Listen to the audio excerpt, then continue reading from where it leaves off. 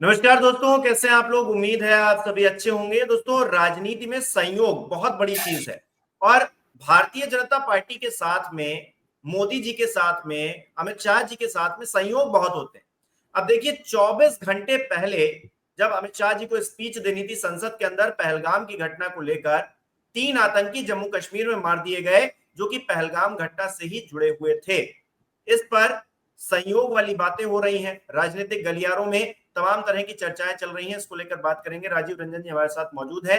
Sir, बहुत बहुत स्वागत है आपका। सर, इस संयोग को किस तरह से देख रहे हैं आप? देखिए हिमांशु जी, ये संयोग है कि प्रयोग है नैरेटिव कंट्रोल करने का। ये अपने आप में एक देखने वाली बात होगी, क्योंकि पहले भी हमने देखा है कि इस सरकार ने, मोदी सरकार ने नैरेटिव को कंट्रोल करने के लिए हर तरीके की यंत्रणा का इस्तेमाल किया है। और जबकि ये अधिवेशन बहुत ही ज़्यादा इनके लिए मुश्किल होने वाला है, क्योंकि इसमें तमाम तरीके की, बिहार से लेके तो ऑपरेशन सिंदूर तक तमाम तरीके की बातों पे विचार विमर्श हो रहे हैं, आगे भी होंगे। मुझे लगता है कि वहां से थोड़ा उन विचार विमर्शों को थोड़ा कुंद करने के लिए, या कह लीजिए कि डिफ्लेक्ट करने के लिए, हो सकता है कि इस न्यूज को पहले लाया गया हो सकता है पहले मार गिराए हो। इसकी भी पॉसिबिलिटी है, क्योंकि ये अपने आप में एक आश्चर्यजनक बात है कि 96 डेज कैसे लग गए और इतना बड़ा संयोग कैसे हो सकता है कि आई मीन मानसून अधिवेशन शुरू हो गया। शुरू होने के बाद अमित शाह जी का जब भाषण की बारी आती है, तो ठीक उसके 24 घंटे पहले जो है ये मुठभेड़ की खबर आती है।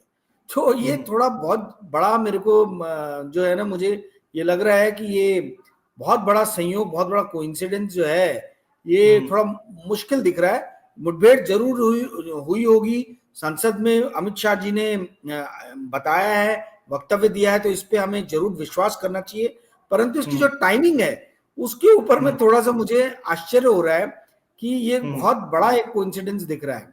तो ठीक है, देखते हैं और इसके बारे में क्या न्यूज आगे आता है पता चलेगा। हमें ये भी देखना होगा कि संसद के अंदर में आगे आने वाले दिनों में किस तरीके के डिस्कशंस और डिबेट्स होते हैं और उनकी धार जो है वो कितनी तीव्र होती है, और इस तरीके के नैरेटिव कंट्रोल या न्यूज आने से किस तरीके से वो तीव्र धार को कुंद करने का प्रयास किया जाता है। जी हिमांशु। अच्छा राजीव जी, एकदम से पूरा माहौल ही चेंज हो गया। मतलब एक तरफ विपक्ष हंगामा कर रहा था कि आप पहलगाम की घटना को लेकर जवाब क्यों नहीं दे रहे। मोदी जी 4 दिन की यात्रा पर जो है बाहर भी घूम आए, इस बीच सब कुछ हो गया और एकदम से अचानक से एक खबर आई कि 3 आतंकियों को मार गिराया गया और ये वही आतंकी है जिन्होंने पहलगाम की घटना को अंजाम दिया था। अमित शाह जी आज संसद में खड़े होकर जिस तरह से, मतलब एक होता है ना कॉन्फिडेंस, वो झलक रहा था उनके चेहरे पर, उनकी बातों में, कि देखिए हमने क्या करतब करके दिखाया। और मोदी जी ने तो मतलब आतंकियों के जो है छक्के छुड़ा दिए उस टाइप से। देखिए, मैंने जैसे पिछले सवाल के जवाब में कहा कि ये नैरेटिव कंट्रोल में इन लोग की मास्टरी है, मास्टरी है। और ये कुछ नहीं है, मुझे नैरेटिव कंट्रोल का ही एक लग रहा है, एक हिस्सा है। क्योंकि देखिए, मुठभेड़ तो हुई है, इसमें मुझे कोई शंका नहीं है, क्योंकि इतनी बड़ी बात झूठ तो नहीं बोली जाएगी, वो भी संसद के अंदर, संसद के पटल पर जो टाइमिंग यूज किया जा रहा है, वो टाइमिंग थोड़ा सा संदेह वाला है। क्योंकि हमने देखा विगत 2-4 दिनों में कि सरकार बड़े बैकफुट पे रही है इस सेशन में। यदि आप देखें मानसून सेशन में, तो आपको सरकार जो है वो बैकफुट पे नजर आई है। और हर बार वही 1947, 1948 का इंडो पाक वॉर, वही जवाहरलाल नेहरू, वही यूनाइटेड नेशन, वही चाइना और इंडिया का 1962 वॉर, बार बार ये लोग उसी के आगोश में जा रहे हैं। भाई मुझे क्या लेना देना, मैं तो आज की कंटेम्प्रेरी इंडिया के बारे में जानना चाहता हूं कि आज क्या हुआ, ऑपरेशन सिंदूर में क्या हुआ। आप मेरे को 75 साल 80 साल पहले क्या हुआ उस तरफ में लेके जाओगे, मेरा उसमें कोई इंटरेस्ट नहीं है। जो होना था वो हो गया, वो इतिहास के पन्नों में दर्ज है। मुझे ये जानना है कि भाई 2025 में वर्तमान में भारत की सरकार जो है वो पाकिस्तान स्पॉन्सर्ड टेररिज्म का जो ये नासूर है, इससे निपटने में कितने रूप से, कितनी सशक्त हो रही है, किस तरीके से, किस रूप में इससे जो है वो टक्कर ली जा रही है। और भारत और पाकिस्तान का ये जो कॉन्फ्लिक्ट हुआ, जो स्किर्मिश हुआ, इसमें भारत के प्लेन गिरे कि नहीं गिरे, जो हर जगह मीडिया में छाया हुआ है, फॉरेन मीडिया ने इतने क्वेश्चंस किए, उसके ऊपर में एक भी मुझे अभी तक जवाब जो है वो सरकार की तरफ से आता हुआ नजर नहीं आया। मुझे ये भी नजर नहीं आया कि भैया कॉस्ट बेनिफिट एनालिसिस करते हुए कि भारत को फायदा क्या हुआ, ये पूरा ऑपरेशन सिंदूर से हमें क्या फायदा हुआ। अभी कुछ गोदी मीडिया के चैनल दिखा रहे हैं कि हमने अपने हथियारों का प्रयोग जो है पाकिस्तान पे कर लिया। अरे भाई, चाइना भी तो ही बोल रहा है कि पाकिस्तान के थ्रू हमने इंडिया के ऊपर में एक प्रयोग कर डाला अपने हथियारों का। तो आई मीन ये क्या हथियारों के प्रयोग के लिए कॉन्फ्लिक्ट किया गया था क्या? मोदी सरकार फिर ये खुल के सामने बोले, वो गोदी मीडिया के थ्रू क्यों मैसेज भिजवा रही है कि भाई हम अपने आर्म्स एम्यूनिशंस का जो है टेस्टिंग कर रहे थे। तो बहुत सारे इस तरीके के सवाल है जिन सवालों का जवाब जो है वो सरकार देने में विफल हो रही है। डोनाल्ड ट्रंप रोज आके ऐसी तैसी कर रहे हैं मोदी सरकार की, रोज आके बोल रहे हैं कि भैया मैंने इनको जो है ट्रेड का एक सॉफ्ट पावर देके जो है धमकाया, डराया, और ये डर भी गए और इन्होंने मेरे बोलने से जो है संधि कर भी ली। भाई, शिमला समझौते के अंतर्गत, शिमला समझौते के हिसाब से भारत और पाकिस्तान अपने बीच जो भी इनके बीच में कॉन्फ्लिक्ट होगा, उस कॉन्फ्लिक्ट का निपटारण जो है ये दोनों मिलकर करेंगे। तो डोनाल्ड ट्रंप कहां से आ गए बीच में, और इसमें मोदी सरकार कुछ बोल नहीं रही। चाइना रोज ऐसी तैसी किए हुए भारत की, रोज हमारे बारे में कुछ ना कुछ उटपटांग बोल रहा है, पाकिस्तान के साथ में खुल के जो है हथियार पाकिस्तान को दे रहा, ऑपरेशन सिंदूर में खुल के उसके सामने आप चाइना के अगेंस्ट एक वर्ड नहीं बोल रहे, कोई पॉलिसी नहीं है। तो इतनी बुरी तरीके से विफल होती हुई सरकार जो है मैंने देखी नहीं है इंटरनेशनल फ्रंट पे, फॉरेन पॉलिसी में। मोदी जी और गोदी मीडिया यही दम्भ भरता था, अंधभक्त यही दम भरते थे कि मोदी जी के आने के बाद में भारत का कद जो है वो विदेशों में बहुत ऊंचा हो गया है। अब तो समझ में आ रहा है कि ये तो बौना कद है। यहाँ इजराइल और अफगानिस्तान की तालिबान सरकार के अलावा कोई हमारे साथ खड़ा हुआ नजर ही नहीं आया ऑपरेशन सिंदूर के दौरान। तो इनकी जो सारी जो कथनी जो थी, वो कथनी जो है वो अब लोगों के सामने जो है वो उजागर हो रही है। वो स्पष्ट हो रहा है कि कितने कमजोर और कितने खोखले थे। जिस आदमी को स्ट्रॉन्ग मैन बताया जा रहा था वो एक्चुअल में एक हॉलो मैन निकला, और हॉलो मैन की विफलता को छुपाने का प्रयास किया जा रहा है। जी हिमांशु जी। राजीव जी, संसद में अमित शाह जी बोल रहे थे, उन्होंने कहा कि मैं उन्हीं की बात को कोट कर देता हूं ताकि इधर उधर ना लगे कुछ। वो कह रहे हैं कि आज मैं सदन को बताते हुए बहुत खुश हूं कि मोदी जी ने ऑपरेशन सिंदूर के माध्यम से आतंकियों के आकाओं को जमीन में मिलाने का काम किया। सेना ने अपना गौरव दिखाया, अपना परचम लहराया, कहीं पर जिक्र नहीं है। जो कुछ भी किया गया है वो मोदी जी के द्वारा किया गया है, और अब तक जो सवाल पूछे जा रहे थे उसमें मोदी जी खामोश है। मतलब मोदी जी ने विपक्ष के सवालों का कोई जवाब नहीं दिया, जबकि ऑपरेशन सिंदूर के माध्यम से मोदी जी ने पाकिस्तानी जो आतंकी आका थे उनको मिट्टी में मिला दिया। मतलब ये तो बड़ी कॉन्फ्लिक्ट वाली बात है कि आप जहां पर श्रेय लेना होता है वहां सबसे आगे खड़े हो जाते हैं, और जहां पर जवाबदेही तय करनी होती है वहां आप सबसे पीछे खड़े होते हैं। मतलब अब ये नैरेटिव गढ़ दिया गया है कि मोदी जी के रहते हुए ऑपरेशन सिंदूर हुआ, उसमें हमने आतंकियों को मार गिराया, तमाम जो आतंकी आका थे उनके अड्डे थे उनको तबाह कर दिया। और अब जो ऑपरेशन महादेव चलाया गया जम्मू कश्मीर के अंदर, जो पहलगाम में जिन बेटियों ने अपने सिंदूर जिनके उजड़ गए, उसका भी बदला मोदी जी ने ही ले लिया। ना सेना इसमें कोई श्रेय ले सकती है, ना विपक्ष जो हमेशा साथ में खड़ा रहा, ये सवाल पूछता रहा, ये प्रेशर क्रिएट करता रहा, जवाबदेही तय करने की बातें करता रहा, कोई योगदान किसी का नहीं है। जो कुछ भी किया गया मोदी जी के द्वारा किया गया है। मतलब शुरुआत और अंत मोदी जी हैं और कुछ नहीं है इस देश के अंदर। भाजपा सरकार का अंत भी मोदी जी ही करेंगे। जिस तरीके की हरकतें कर रहे हैं और जिस तरीके का नैरेटिव गढ़ा जा रहा है, देखिए एक अच्छा कप्तान जो होता है वो विफलता का जो है ठीकरा अपने सर पे लेता है। ये बताते हैं कि ये किस तरीके से जो है एक कमजोर कप्तान है जो सिर्फ श्रेय लेने के लिए आगे आते हैं, विफलता के टाइम पे गायब हो जाते हैं, विफलता के टाइम पे जो है ये कहीं नजर नहीं आते। और ये अमित शाह जी कुछ भी बोल लें, कुछ भी कहानियां गढ़ लें, देश जान रहा है, लोग जान रहे हैं, विपक्ष जान रहा है, हमारे आपके जैसे वैकल्पिक मीडिया में लोग जान रहे हैं, और राष्ट्रीय स्वयंसेवक संघ जो इनकी मातृ संगठन है वो जान रही है, वो समझ रही है।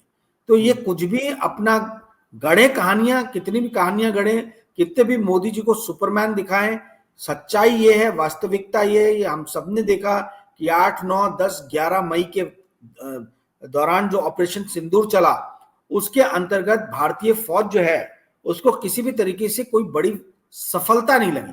और यहां तक कि आर्मी के बड़े ऑफिसर जो हैं, जनरल राहुल सिंह, उन्होंने ये भी कहा कि भाई हमने 21 टारगेट चुने थे, हमको सिर्फ 9 टारगेट पे अटैक करने का जो है वो सरकार ने जो है वो ऑर्डर दिया, बाकी हमको छोड़ने पड़े। तो आप सरकार होके आप जो है अपनी आर्मी की, अपनी सेना की खुद ही हाथ बांध दोगे और फिर उसके बाद में जो है वाहवाही लूटने जाओगे, तो इससे समझ में आता है कि आपका कभी भी मंशा जो है वो देश की सीमाओं को सुरक्षित रखना या देश के फेवर में नहीं है। आपका जो सिर्फ इंटरेस्ट है अपनी ब्रांडिंग, अपनी मार्केटिंग करना और अपनी पार्टी को किसी भी तरीके से सत्ता के अंदर में बनाए रखना, यही आपका एकमेव उद्देश्य है और इसी उद्देश्य के अंतर्गत आप कार्य कर रहे हो। देखिए हिमांशु जी, एक चीज को आप समझ लीजिए, नैरेटिव गढ़ के आप एक सीमित मतलब सीमा ही, एक सीमित डिस्टेंस ही आप ट्रेवल कर सकते हो। जब आप उस डिस्टेंस को मतलब वहां तक पहुंच जाओ और उसके आगे के गंतव्य पे जाने का प्रयास करो, जब आपके अंदर कोई सब्सटेंस नहीं, आप अंदर से हॉलो हो, तो आप एक ना एक दिन एक्सपोज हो ही जाओगे, लोग आपकी सच्चाई जान ही जाएंगे। और आज की डेट में भाजपा सरकार उसी मोड़ पे आ गई है। 11 साल में इन्होंने देश के लोगों को मूर्ख और सिर्फ मूर्ख बनाने के अलावा कुछ नहीं किया। इन्होंने पहले 2016 नवंबर में जो है डिमोनेटाइजेशन लाए, ये बोल के कि टेररिस्ट फंडिंग की रीढ़ की हड्डी तोड़ देंगे।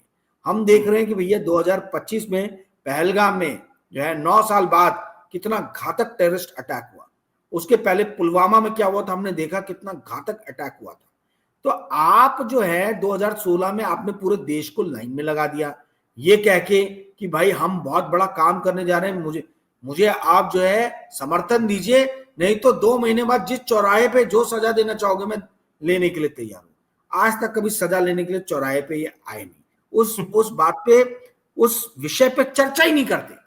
फिर ये जीएसटी लेके आए 2017 जुलाई में, ये कह के कि इंडिया के उद्योगों में बहुत तेजी से जो है इंडिया के उद्योग जो है ये फलेंगे फूलेंगे। हमने देखा 5 लाख एसएमई जो है वो गायब ही हो गए, विलुप्त हो गए, लाखों लोग बेरोजगार हो गए। ठीक है, और मजे की बात यह है कि जो बड़ी कंपनीज थी वो और बड़ी होंगी और उनके ऊपर में टैक्स का बोझ कम कर दिया गया, 30% का कॉर्पोरेट टैक्स घटा के 22% कर दिया गया। तो यहां फिर से हमें बेवकूफ बनाया गया। फिर उसके बाद में कोरोना आया तो रात मतलब इन्होंने तुरंत जो है पूरा देश बंद कर दिया और कहा कि देश में कोरोना को रोकने के लिए किया गया। 1 साल बाद पता चला कि भैया जो दूसरी लहर आई उसमें ऐसे लोग मरे जैसे पके हुए आम जो पेड़ से गिरते उस तरीके से। पूरे विश्व के दूसरे देशों में कोरोना उस टाइम तक कंटेन हो गया था, सिर्फ भारत में इसने विकराल रूप लिया। और उसके पहले ये बड़ी बड़ी डिंगे हाँक चुके थे कि हमने वैक्सीन भेजा फॉरेन की इतनी कंट्रीज को, जिसके कारण कोरोना जो है वो थम गया। और जब अपने देश में आया तो ये एक्सपोज हुआ कि किस तरीके से जो है लचर जो है व्यवस्था थी चिकित्सा की। तो समय समय से ये मूर्ख ही बनाते आए हैं, अभी भी मूर्ख बना रहे हैं। मूर्ख लोग मूर्ख बनना चाहें तो मूर्ख बनते रहे। भक्तों की फौज बहुत बड़ी है। गोदी मीडिया जो है इनका मतलब जो है आप समझ लीजिए कि इनका मेन ब्रह्मास्त्र, अमोघ अस्त्र, न्यूक्लियर वेपन, एटम बॉम्ब जो भी है वो गोदी मीडिया है। और गोदी मीडिया के माध्यम से जो है ये हिंदी पट्टी के जो लोग हैं, भक्त लोग, इनको सिर्फ अपने फोल्ड में रखना चाहते हैं और उसी के लिए सारे जो है स्टेटमेंट्स दिए जा रहे हैं। जी अच्छा राजीव जी, अमित शाह जी आज कह रहे थे संसद के अंदर कि मुझे अपेक्षा थी कि जब ये मतलब विपक्ष को कह रहे थे कि पहलगाम के आतंकियों के मारे जाने की खबर सुनेंगे तो खुश होंगे, लेकिन ऐसा लगता है कि ये इससे खुश नहीं है। ये किस तरह की राजनीति है, ये अमित शाह जी कह रहे हैं। अब इस पर जो है आप प्रकाश डालिए कुछ। अमित शाह जी की आदत है कि वो दिखाएं कि सिर्फ भाजपा जो है और अमित शाह जी यही सबसे बड़े नेशनलिस्ट देशभक्त लोग हैं। अरे तुम इतने ही देशभक्त होते तो पहली बात पहलगाम की घटना नहीं होती। अगर तुम इतने ही देशभक्त होते तो पुलवामा जैसा जो है गोरी इंसिडेंट होता ही नहीं, जहां हमारे सीआरपीएफ के लोग मारे जाते। आप इतने ज्यादा देशभक्त होते तो अपने ही देश के लाखों करोड़ों लोगों को जो है वो बेरोजगार नहीं करते। आप अगर इतने बड़े देशभक्त होते तो आप जो है वो अग्निवीर जैसी फोकनार स्कीम, एकदम एकदम ही मतलब बोला जाए बोगस स्कीम जो है वो इस देश के ऊपर में नहीं थोपते। आप जो है चाइना और अमेरिका के प्रेशर में, दबाव में काम कर रहे हैं। आप लोग कभी राष्ट्रवादी हो ही नहीं सकते हो सच्चा देशभक्त जो है वो इंदिरा गांधी जैसा रहता है कि वो किसी की नहीं सुने। आप लोग फॉरेन प्रेशर में काम कर रहे हो, और दुख की बात है कि जो मैं बोल रहा हूं आज की डेट में कोई दूसरा जो है मीडिया कर्मी ये नहीं बोल रहा है। गोदी मीडिया तो बोल ही नहीं रहा, वैकल्पिक मीडिया में भी लोग नहीं बोल रहे कि आप कंसिस्टेंटली चाइना और अमेरिका के प्रेशर में काम कर रहे हो। और जो आदमी चाइना और अमेरिका के प्रेशर में काम करता है वो कभी भी सच्चा देशभक्त हो ही नहीं सकता। वो राष्ट्रीय उसको वो उसकी जो देशभक्ति है वो खोखली देशभक्ति है। ये जो पूरी की पूरी अग्निवीर स्कीम लेके आई गई, इसका फायदा किसको मिलेगा? हमारा पाकिस्तान के साथ कोई टक्कर नहीं है, पाकिस्तान हमसे बहुत कमजोर राष्ट्र है, पर जिसके साथ हम टक्कर कर सकते हैं चाइना, हम उसी के खिलाफ अपनी फौज को जो है कमजोर कर रहे हैं। ये किस तरीके के देशभक्त लोग हैं कि अपनी फौज को कमजोर करने में लगे हुए हैं। तो ये अमित शाह जी कुछ भी बोले, ये किसी भी तरीके की जो है वो स्टेटमेंट्स दें, इन स्टेटमेंट्स का कोई अर्थ नहीं है, क्योंकि देश के लोगों को समझ में आ रहा है, मेरे जैसे पत्रकारों को समझ में आ रहा है, आपके जैसे पत्रकार को समझ में आ रहा है कि आप सही प्रश्न कर रहे हैं, सही चीजों पे विचार विमर्श कर रहे हैं। लोग अब ये सवाल पूछ रहे हैं कि आपका जो ये अग्निवीर स्कीम जो था, इसका फायदा किसको मिल रहा है? यदि आप देशभक्त हैं तो कैसे आतंकी जो है देश के अंदर में 150 किलोमीटर घुस के जो है आपके देश की काफी सारी औरतों को विधवा बना के चले जा रहे हैं। तो हिमांशु जी, कहने का अर्थ है कि बड़ी बड़ी डिंगे हाँकते रहो, डिंगे हाँकने में कुछ जाता नहीं, मुंह से बोलना ही है तो मुंह से बोल रहे हो, परंतु कथनी और करनी में बहुत बड़ा अंतर है, जो अब इस देश की जनता धीरे धीरे पहचानने लगी है, समझने लगी है। जी हिमांशु जी, राजू जी बहुत बहुत धन्यवाद आपका जुड़ने के लिए, अपना समय देने के लिए। हमारे दोस्त जो दर्शक हैं वो बताएं कि वो इस पूरे इंसिडेंट को किस तरह से देख रहे हैं। 96 दिनों बाद पहलगाम के जो आतंकवादी थे उनको मार गिराया गया है, और इस बात का स्टेटमेंट अमित शाह जी ने, गृह मंत्री ने संसद के अंदर खड़े होकर ऑफिशियली दिया है कि ये वही आतंकी थे जिन्होंने पहलगाम में हमारे देश की महिलाओं को, बहनों के सिंदूर को उजाड़ा, और उसके बाद में आज अमित शाह और पूरी Bharatiya Janata party front foot पर है और कांग्रेस पार्टी को और विपक्ष को पीछे धकेलने की कोशिश कर रही है। इस पूरे मामले पर हमारे दर्शक क्या सोचते हैं, कमेंट करके हमें जरूर बताएं। इस वीडियो को लाइक करें, शेयर करें, और हमारे चैनल को सब्सक्राइब नहीं किया है तो वो भी कीजिए। बहुत बहुत धन्यवाद।